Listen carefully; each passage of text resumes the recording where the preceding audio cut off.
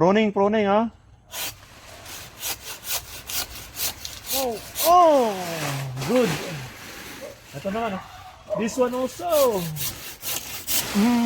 Diba? Alright. Kitang-kita. Good, oh. Pruning, ano lang, pruning saw. No? Huwag mo ikat, ha? No? Ito. Lagraw. Machete. Machete? Tama? Lagraw?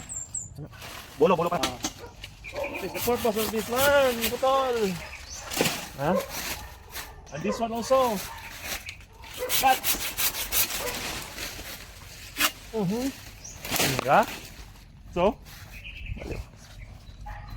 Kahit ito nga, Jik, oh. Kung isa, Jik.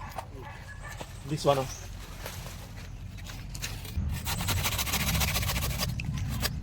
Yes.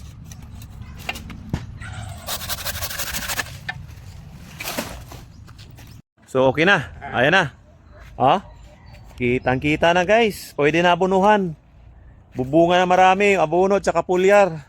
Yan ang mga pagka-pruning na slight pruning lang po tayo. Oh.